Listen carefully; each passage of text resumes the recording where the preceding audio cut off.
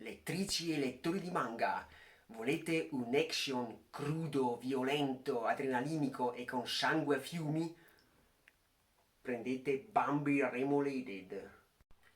Quest'opera, composta di 6 volumi di Atsushi Kaneko, è sicuramente una lettura che fa parte di un genere alternativo.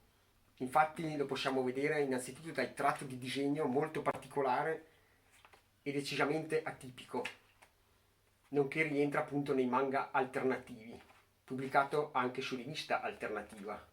Dal 1998 ha finito la sua serializzazione nello stesso anno e poi nel 1999 al 2001 è stata ripubblicata questa edizione rivisitata. Infatti la prima edizione in Italia perlomeno si è interrotta dopo 2 volumi ed era con i tratti, le linee del disegno erano a colori e si differenziavano in base ai capitoli che andavano da un violetto a un rosa, un rosso, un giallo, come era nella sua opera precedente R. Ma di cosa parla questo manga? Tratta di questi due protagonisti, ovvero questa ragazza che si fa chiamare Bambi e di questo bambinetto che nel corso della storia capiremo si chiami Pampi, il quale è stato rapito proprio da Bambi e lo deve portare a dei vecchi che non si sa chi sono. Su Bambi è stata messa una taglia, un ordine di cattura che consiste nel riportare il moccioso al suo legittimo proprietario e di uccidere proprio Bambi.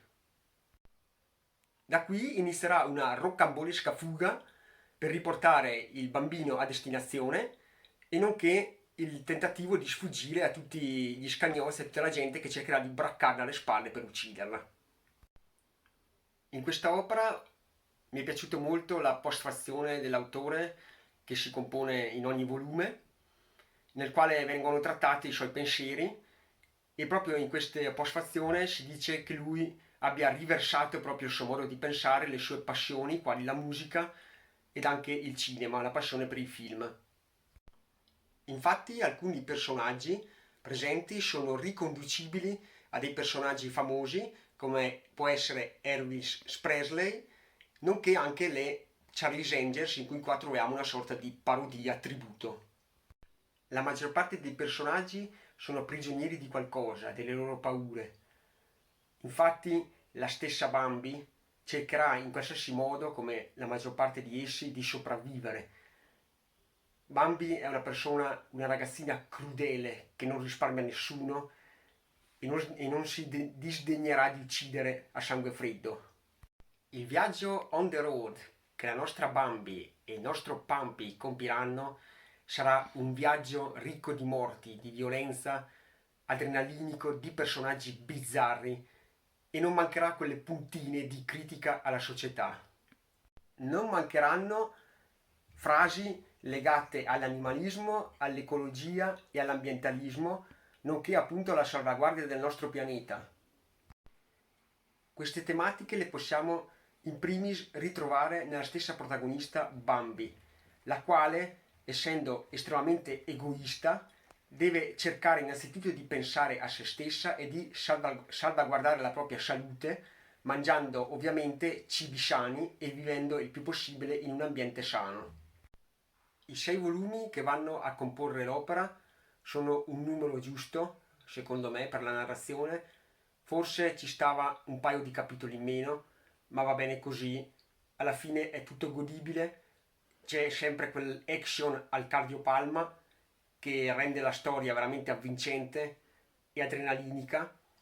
E soprattutto c'è sempre quell'alone di mistero che ci porterà fino alla fine e fino a quest'ultima non capiremo chi saranno questi vecchi, chi sarà Bambi e soprattutto che funzione avrà questo bambino Pampi. In definitiva, Bambi lo consiglio, non lo consiglio?